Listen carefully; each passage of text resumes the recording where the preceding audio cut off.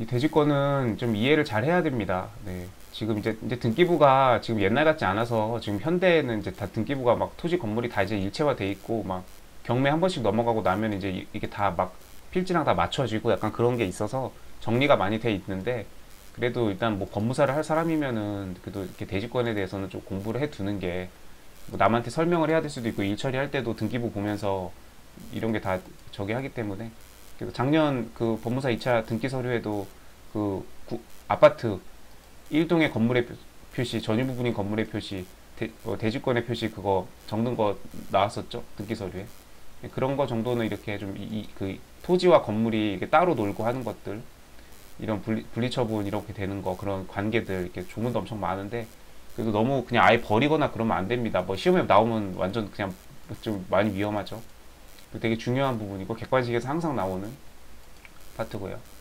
이해가 어느 정도 되면 그때까지 시간이 오래 걸려서 그렇지 뭐 마찬가지입니다. 뭐 예. 전세권 등기 가장 옳은 거 또 옳은 거 나왔네요. 옳은 게 참 많네요. 건물의 일부를 목적으로 하는 전세권 설정 등기가 맞춰진 후 전세권의 범위를 다른 일부로 변경하는 등기는 변경 전후 전세권의 동의성이 인정되지 않으므로 별개의 전세권 설정 등기 신청을 해야 한다. 1번이 맞네요. 네. 변경할 수 없죠. 동의성이 인정되지 않아요. 예를 들면 건물의 일부, 예를 들면 내가 3층에서 5층으로 옮기겠다. 안 돼요. 전세권 변경 등기. 그냥 완전히 다른 목적물이 전혀 3층은 3층이고 5층은 5층이지 이거를 이렇게 휙 바꾸고 이런 변경 등기는 이런 건 되지 않습니다.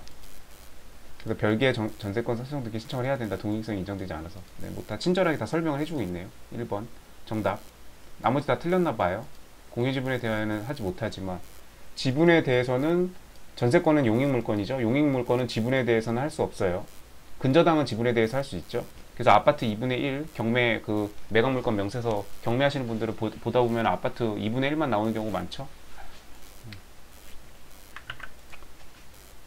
그래서 근저당 담보물권은 지분에 대해서 성립이 되지만 용익물권은 지분에 대해서 성립되지 않는다. 반대로 그 건물의 일부, 토지의 일부, 그 일부에 대해서는 물건의 일부에 대해서는 용익물권이 성립하죠. 나 여기서부터 여기까지 쓸게. 근데 근저당은 성립이 안 되죠. 네. 반대로 용익물권, 담보물권이 서로 반대인 거. 지분의 일부 지분과 그다음 목적물의 일부 반대로 된다는 거. 전유부분과 대지권을 동일한 등기관 수리해야 된다. 이게 전유 부분에 대해서는 전세권 설정 등기가 가능한데 대지권은 안 돼요. 같이 하는 것도 안 되고 대지권이 들어가면 무조건 안 돼요. 대지권은 지분으로 표시가 되죠. 아파트 부동산 등기부 떼보면은 몇천 분의 뭐 이렇게 몇 점 몇 이렇게 이런 식으로 이제 전유 부분 면적에 비례해 가지고 대지권 나오죠. 대지권 자체가 이게 비율에 의한 그 지분이기 때문에 내 땅에 이 어떤 아파트 건물이 있으면 내가 101동 101호에 살고 있다. 그러면 거기 102호도 있고 201호도 있고 301호도 있고 많이 있는데 그 사람들이 지금 한 토지 위에 건물이 서 있잖아요. 층수만 다르게 높이 세웠으니까.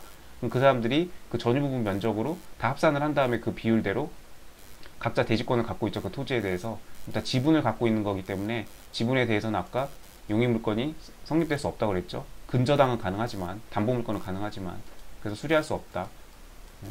그래서 건물의 전유 부분에는 전세권이 되는데 나머지 토지에 대해서는 대지권에 대해서는 되지 않는다. 가치도 되지 않는다. 네. 틀렸고요. 3번 전세금의 범위, 전속기간을 반드시 신청정보를 제공해야 되나. 전세금하고 범위는 전세권의 그 필수적 기재사항이죠. 네. 민법에 나오는 내용이고요.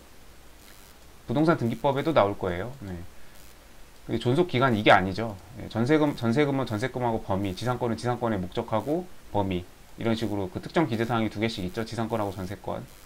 민법 객관식에서도 잘 나오는 거고. 네, 그래서 이 존속기간이 틀렸습니다. 이게 얘는 빠져야 돼요. 이거는 선택적 기재사항 있으면은 제공해야 되는. 나머지 내용은 맞고요. 뭐 요런 약정은 있는 경우만 신청정을 제공한다.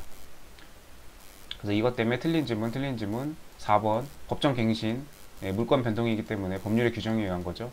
전세권의 법정갱신 민법 312조 4항일 거예요. 전세권자는 전세권 갱신에 관한 등기 없이도 취득한 제3자에 대해 권리를 주장할 수 있죠. 네, 법률에 의한 물권 변동이기 때문에 그래요.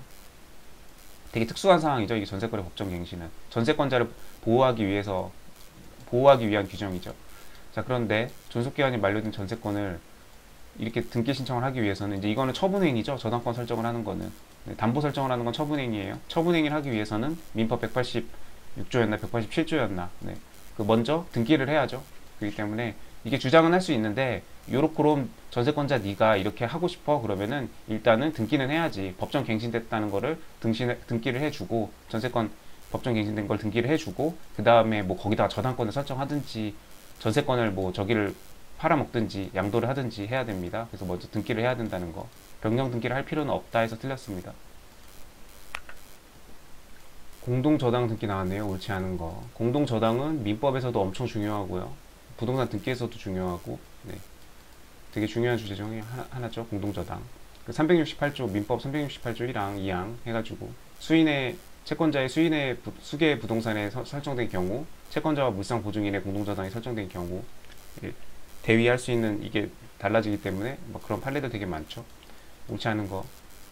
추가 근저당에서 제공한 등기필 정보는 추가되는 부동산의 소유권에 관한 것이고 전에 등기한 근저당권의 등기필 정보를 제공할 필요가 없다. 네, 맞는 거죠. 이게 이제 토지의 근저당이 설정돼 있어요. 근데 이게 건물에 지금 그 위에 이제 건물이 있는데 건물도 거기다가 이제 추가로 근저당을 한대요. 그러면은 토지는 그 등기필 정보를 제공할 필요가 없죠. 지금 근저당을 설정하는 거는 이 추가되는 건물만이잖아요. 건물에 대한 등기필 정보만 제공하면 되는 거지 토지는 아무 상관이 없죠. 추가 근저당 할 때 전에 등기한 근저당권의 등기필 정보를 제공할 필요가 없다. 이런 게 그냥 이렇게 일반론적으로 이렇게 딱 들으면 뭐 와닿을 수도 있는데 이런 것들은 항상 그냥 예시를 같이 기억을 해줘야 됩니다. 그냥 그래서 토지가 근저당이 설정돼 있는데 건물에 추가를 할 거다. 그런 경우 이렇게 예를 이렇게 해주면 답안에 쓰기도 좋고 2차 때 이해도 더 잘 되고 그렇죠. 대지에 대하여 먼저 저당권이 설정되고 대지권 등기 후 구분 건물에 관하여 지금 여기처럼 지금 토지에다가 먼저 저당권만 해놓고 대지에 대하여니까 그 다음 이제 대지권 등기를 했어요. 일체화 시키겠다는 거죠. 같이 움직여야 됩니다. 이제 구분 건물에 관하여 동일채권의 담보를 위하여 저당권을 추가 설정하려는 경우 대지권의 목적이 토지에 대하여 설정된 종전의 저당권 등기에 부기 등기를 해야 된다. 아 이게 틀렸죠. 부기 등기를 할 필요가 없어요.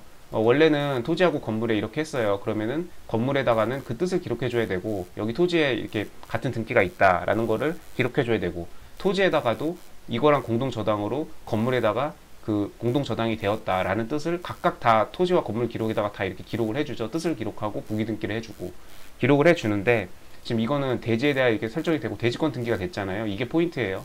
대지권 등기가 됐기 때문에 지금 그 위에 대지권 등기가 되어서 일체화된 그 토지 위에다가 그 토지 위에 있던 건물에 똑같은 담보를 위한 저당권을 추가 설정하면 어차피 이거 같이 움직이는 거잖아요. 대지와 그 건물이 이 대지권 등기를 하고 나서 이렇게 하는 거니까 그렇기 때문에 여기다가 건물에다가도 할 필요가 없고 토지에다가도 할 필요가 없다 이렇게 합니다. 조문 내용이에요.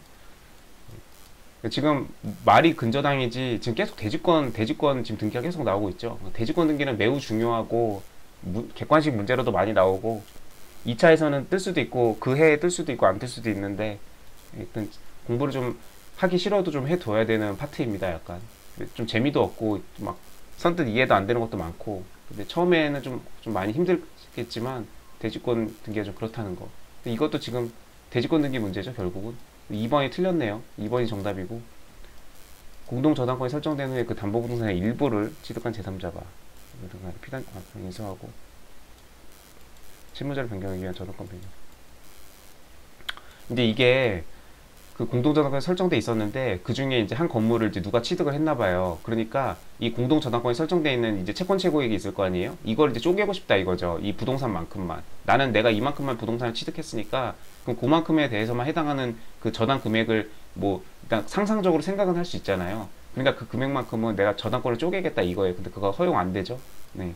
공동저당의 동일성을 해치기 때문에 안 된다고 그렇게 되어 있습니다. 등기법상에. 그래서 안 되고 할 수 없다. 아까 맞는 지문. 얘가 틀렸고 2번이. 4번도 맞는 지문인데 공동저당 대의 등기. 이거 몇 조였더라? 기억이 안 나네요. 네, 선순위 저당권자가 차순위 저당권자한테 등기를 해주는 거기 때문에 부기 등기를 해주는 거기 때문에 선순위가 등기 의무자, 차순위가 권리자가 되고 이 차순위 저당권자가 선순위 저당권자의 그 채무자에 대한 저당권을 대위 행사하는 거죠. 때문에 등기 권리자가 되고 공동으로 신청해야 되고 배당표 배당표 첨부해야죠. 규칙 138조인가 139조인가 130조 때 거기 있어요.